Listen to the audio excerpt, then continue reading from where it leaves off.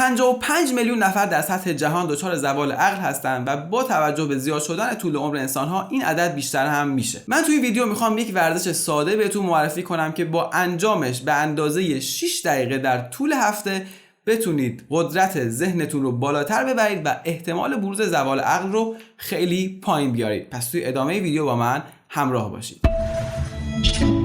سلام میکنم بهتون، خیلی خوش اومدید. دکتر نیما هستم. تا این لحظه که من دارم این ویدیو رو میسازم، تنها راهی که برای جلوگیری از زوال عقل وجود داره ورزشه. چون ورزش با رسوندن خون بیشتر، اکسیژن بیشتر و مواد غذایی بیشتر به مغز باعث میشه که سوخت و ساز مغز بیشتر بشه، تولید سلول‌های عصبی و ارتباطات عصبی بیشتر بشه و همه اینها باعث میشه که قدرت یادآوری و انجام محاسبات در مغز بالاتر بره. هر ورزشی که باعث زیاد شدن حرکت خون در بدن بشه میتونه به سلامت مغز کمک بکنه.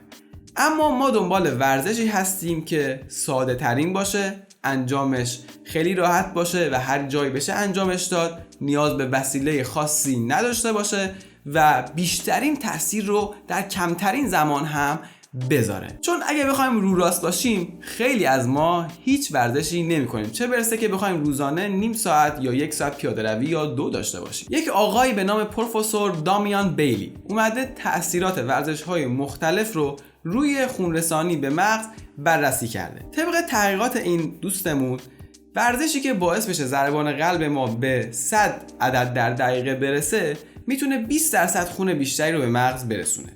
اگر شدت ورزش یه مقدار بالاتر بره و ضربان قلب به 120 ضربه در دقیقه برسه میتونه 30% خون بیشتری رو به مغز برسونه. توی تحقیقات پروفسور دامیان بیلی میان جریان خونی که به قسمت پشت سر میره رو بررسی میکنن، به خاطر اینکه بخش پس سری مغز ما خیلی حساس‌تر نسبت به تغییراتی که با افزایش سن ایجاد میشه. همونطور که گفتم هر ورزشی میتونه مقدار خونی که به مغز میرسه رو افزایش بده. اما پروفسور بیلی دنبال ورزشی بود که هم بیشترین افزایش جریان خون رو ایجاد کنه و هم یک ویژگی داشته باشه که باعث آزادسازی موادی توی مغز بشه که این مواد باعث ایجاد نورون‌های جدید، ارتباطات سلولی جدید بشن و عملکرد مغز رو بتونن بالاتر ببرن. برای اینکه این اتفاق بیفته ما نیاز داریم به یک ورزشی که بتونه یک جریان سینوسی در مقدار خونی که به مغز میرسه رو ایجاد بکنه. جریان سینوسی یعنی اینکه مقدار خونی که به مغز میرسه در یک مرحله از ورزش بره بالا و در مرحله بعدی خیلی بیاد پایین و این روند هی تکرار بشه. چه اهمیتی داره این جریان سینوسی؟ رگ هایی که توی مغز ما و کل بدن ما هستن فقط یک سری لوله نیستن، یک سری سلول هستن. در واقع همش از سلول تشکیل شده. وقتی این سلول ها بین جریان کم و زیاد قرار بگیرن، یعنی هی بسته بشن و هی باز بشن، دوباره بسته بشن و دوباره باز بشن، این اتفاق باعث میشه که از خودشون پروتئین ها و موادی رو مثل نیتریک اکساید ترشح بکنن. این مواد هم باعث میشن که عروق ریلکس بشن، یه مقدار بازتر بشن و خون بیشتری رو از خودشون عبور بدن و همونطور که گفتم باعث ایجاد سلول ها و ارتباطات جدید میتونه بشه. پروفسور بیلی میگه این مواد مثل کود برای مغز هستن و بهشون میگه سربازهای خوب یا good soldiers. اما ورزشی که هر دوی این ویژگی ها رو داشته باشه چه ورزشیه؟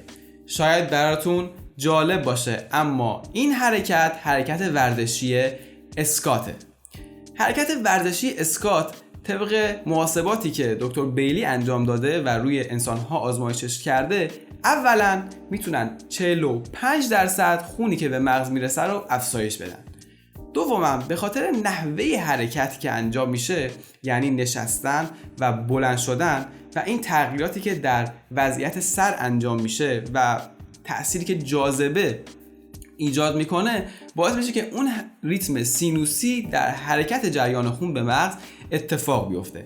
در واقع نکته اصلی غلبه ما بر جاذبه است. وقتی میایم پایین پامون جمع میشه، باعث میشه که خونی که در قسمت‌های پایین‌تر هم هست پمپ بشه به سمت بالا و وقتی که بلند میشیم جاذبه مقدار زیادی از خون رو میکشه پایین و این باعث میشه که ما بریم توی فازی که خون کمتری به مغز میرسه و وقتی دوباره میشینیم و بلند میشیم این ریتم هی بیشتر و بیشتر تکرار میشه و اون فشاری که میخواستیم روی سلولهای عروق مغز بیاد رو بهشون وارد میکنه. راستی تا اینجا اگه این ویدیو براتون مفید بود خواهش میکنم لایک رو بزنید که ویدیو به افراد بیشتری نشون داده بشه. اگه سابسکرایب نکردید برای حمایت رایگان از من فقط کافیه سابسکرایب کنید و اگر دوست دارید از من حمایت مالی هم انجام بدید میتونید از دکمه سوپر تانکس استفاده کنید. نکته خیلی مهم اینه که حتما نظرات و تجربیاتتون رو توی بخش کامنت برای من و بقیه به اشتراک بذارید. اما به عنوان یک پزشک من نمیتونم خیلی راحت این ورزش رو برای هر کس توصیه بکنم، به خاطر اینکه